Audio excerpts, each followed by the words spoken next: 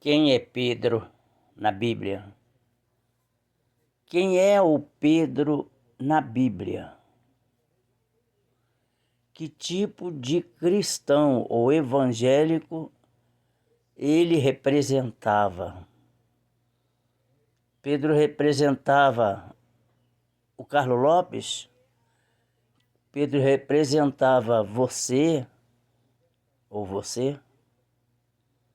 Quem é o Pedro na Bíblia? Eu quero comentar um pouco sobre isso, porque o Pedro ele deixou um legado na palavra de Deus. Não vou trazer todos os acontecimentos, mas Pedro ele começou a conhecer a Jesus. Ele não queria acreditar que Jesus era o cara que estava sendo apresentado diante do povo. Mas chega um momento que ele vai ter uma experiência com Jesus. Então essa experiência vai trazer a Pedro um conhecimento daquilo que Jesus é capaz de fazer. Ele vai assistir Jesus de perto. Ele vai estar junto com Jesus, caminhando com Jesus.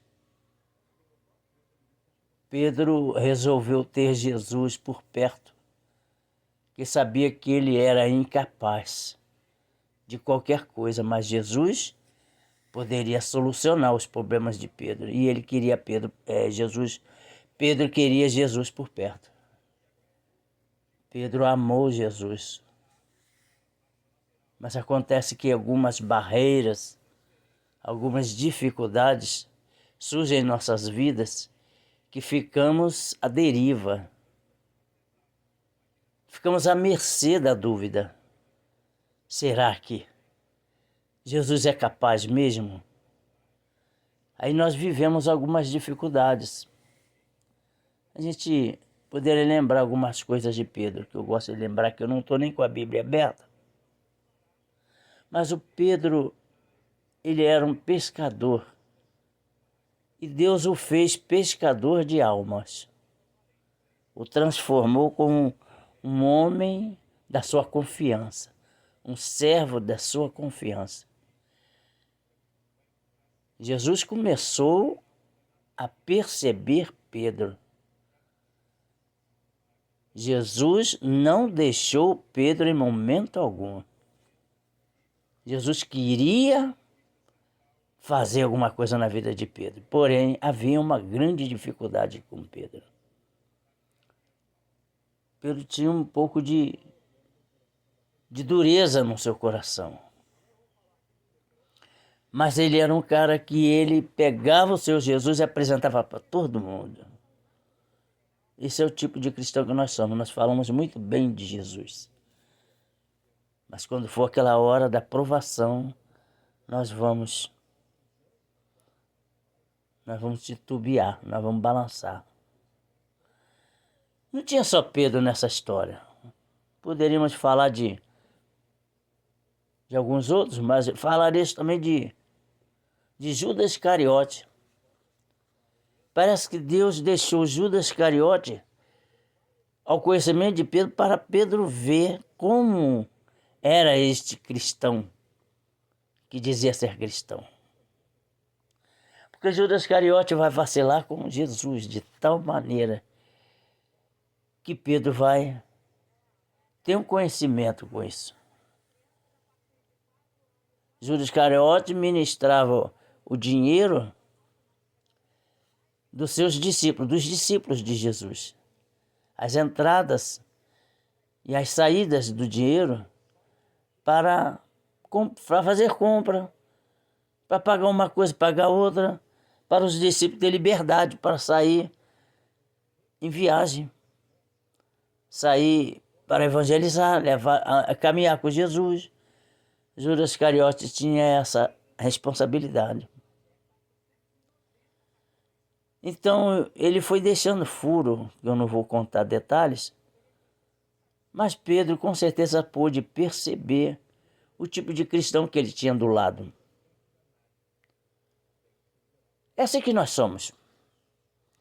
Nós somos um tipo de cristão que ficamos olhando o irmão, ficamos olhando a irmã e apreciando o defeito deles. E isto para poder fazermos uma escolha, se queremos ser como ele ou se não. Nós temos a mania de copiar a ideia do outro irmão. Mas Deus vai mostrar para Pedro que a ideia de um era diferente do outro. Ou seja, que um iria morrer feio, que é no caso de Judas Iscariote, por ele ter vendido Jesus por 30 moedas de prata. Ele traz um arrependimento sobre a vida dele, a ponto de ele ir lá se matar. Então Pedro está ciente disso. Pedro assistiu isso. Mas aí Pedro estava assistindo que Jesus tinha cuidado com Judas Iscariote. Pedro estava assistindo que Jesus não desistia de Judas Iscariote. Isso deixava Pedro muito preocupado, porque não era só no caso de Judas Iscariote, mas Jesus dava atenção a quem quer que fosse que desse uma oportunidade para Jesus. Jesus não desfazia, não dispensava, Jesus não abandonava, Jesus colhia, Jesus socorria. E isso foi preocupando muito Pedro com isso. Ele já havia sido traído, Pedro com certeza estivesse pensando. Poxa, dentro do nosso grupo, um já traiu Jesus e ele não está vendo isso. Ele tem que deixar de ser esse Deus que ele é. E ele começou a colocar na cabeça dele que Jesus não podia ser o Messias que ele acreditava. Porque é um Messias muito dado a ajudar os outros, muito dado a fazer as coisas corretas. Então ele começou a querer Jesus só para ele. Começou a guardar no seu coração essa coisa.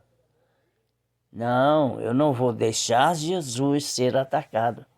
Não vou deixar esses caras ficar se aproveitando de Jesus. Então, por muitas das vezes, Pedro não gostava das saídas de Jesus, das idas em tal lugar, né? Porque até o lance de Jesus ir lá para o meio dos sacerdotes, ter aquelas conversas todas.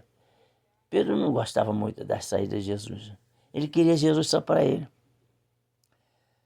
Mas Jesus, ele está trabalhando, tratando com todos os seus discípulos. Então acontece que ali, no meio deles, Jesus vai chegar até eles, num certo tempo, e vai perguntar: quem de vós acham que eu sou? O que vocês imaginam que eu sou para vocês? Por que Jesus fez essa pergunta? Porque cada um deles tinha uma intenção. Jesus é isso, Jesus é aquilo, Jesus é aquilo. Mas Jesus só era um filho de Deus. Jesus era o Filho de Deus que veio ao mundo para resgate das almas, vamos dizer assim. Mas Jesus está perguntando cada um, porque cada um está tendo Jesus como um governador, um deputado, um presidente, um médico, um doutor. Então, as intenções de cada um daqueles ali, como no caso de Judas Iscariote, era que Jesus se fizesse como um desses. Pedro achou melhor tratar de Jesus e cuidar de Jesus. Então Pedro era mais entrão. Ele tinha mais intimidade com Jesus, ele se aproximava muito de Jesus e aprendia com Jesus. Mas até aí, Pedro não era o evangélico bem preparado. Jesus naquele dia testa Pedro, como testou de outras vezes. Quem de vós acham que eu sou? Cada um disse uma coisa. Pedro disse a palavra certa, entendeu? E aí o Senhor Jesus disse a Pedro, essa coisa não foi revelada de ti mesmo, Pedro. Foi o Pai que revelou para ti. Então isso trouxe um pouco de engrandecimento, aumentou mais um pouquinho, Pedro. Pedro já se sentiu um pouco exaltado com essa coisa, porque todos os amigos ficaram assistindo. Vamos lá para a pescaria. Eu sei que é em tempos determinados, diferentes um do outro que eu estou falando, mas é para tu ter uma ideia. Lá na passagem que Jesus vai lá para os Gadarenos, Jesus vai andar no meio daquele mar e Pedro, naquela embarcação, vai gritar para Jesus e pedir que Jesus permita que ele vá até ele em cima das águas. Então, mais um lance. Pedro está um pouquinho mais se aproximando de Jesus. Jesus foi dando corda e trazendo Pedro para perto. Nesse sentido que eu quero trazer para nós. O Pedro andou naquela água e com certeza se assoberbou um pouquinho, que ele deu uma olhadinha para trás, de repente para falar alguma coisa para aqueles caras todinhos que estavam, viu lá, eu faço, hein? Viu? Eu fiz. Vocês também podem fazer. De repente era tipo de coisa assim, né? E aí foi o triste porque ele perde a fé ali e ele começa a afundar na água correndo e Jesus só abraça a mão só e pega ele, levanta, enfim, nem chama a atenção dele.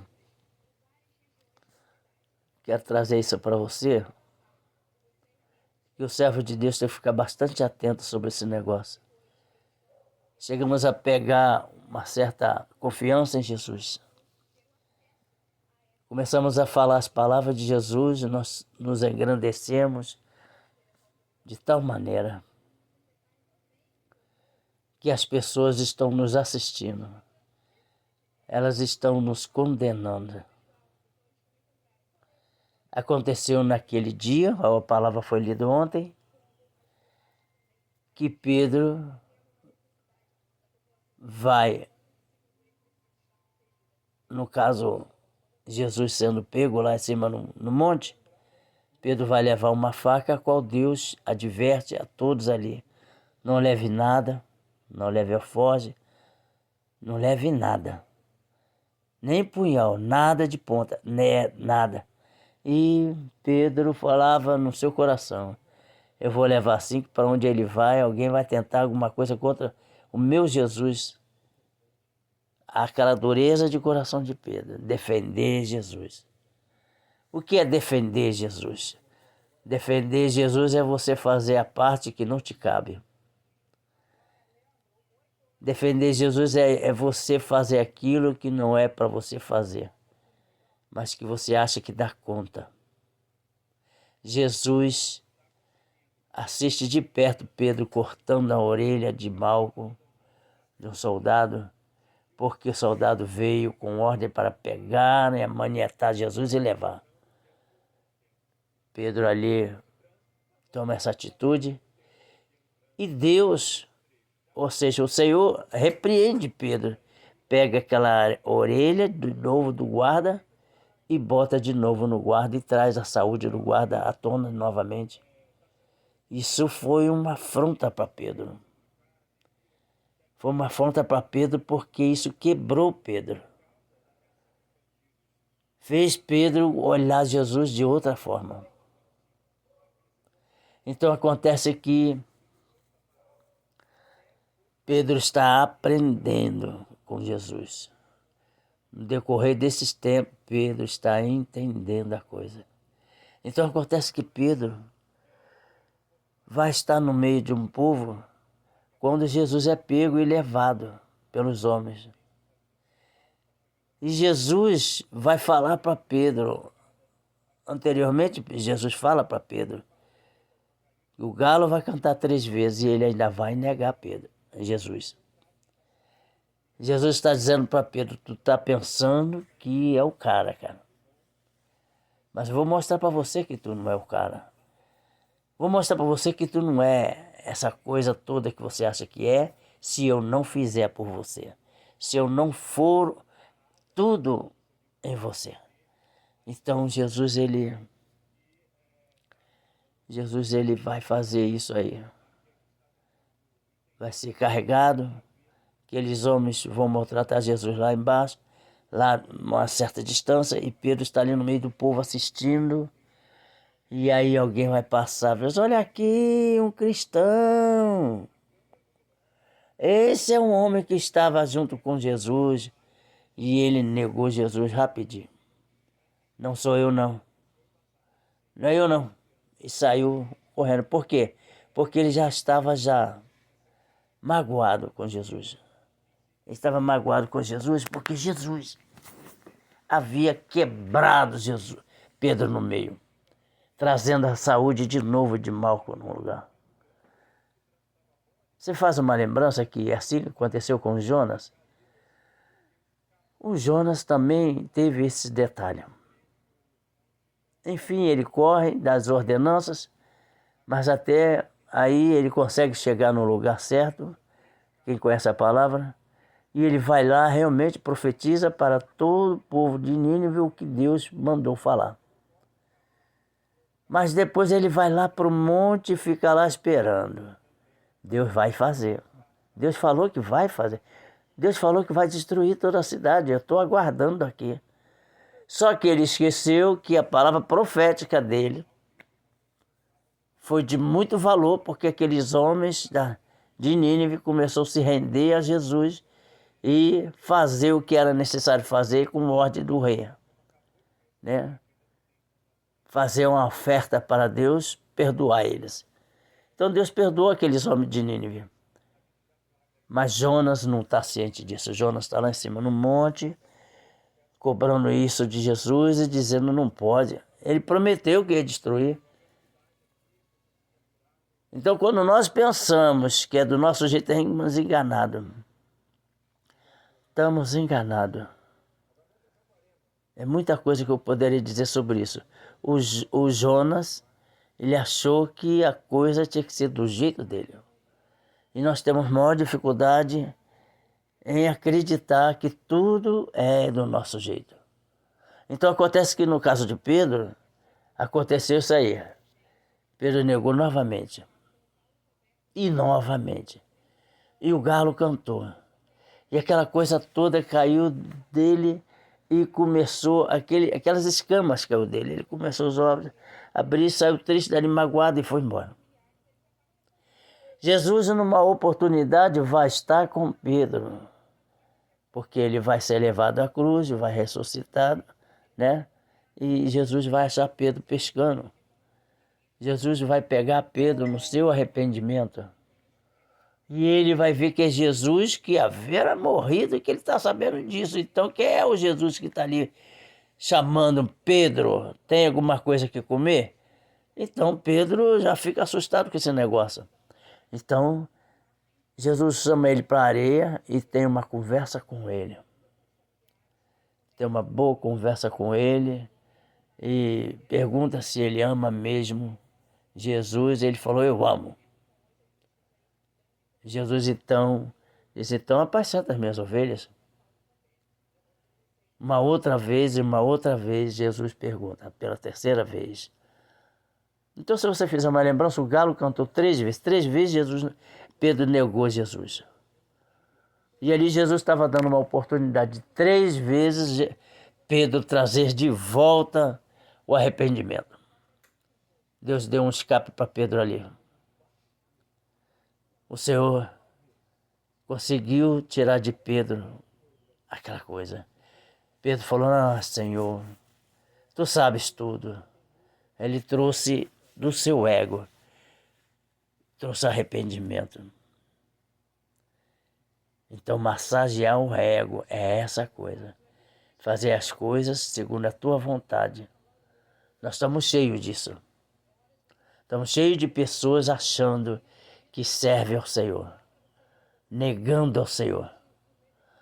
E quem é esse Senhor? Esse Senhor somos nós quando confiamos nele. A palavra nos fala que nós podemos dizer que somos cristãos por estar fazendo assim, servindo ao Senhor.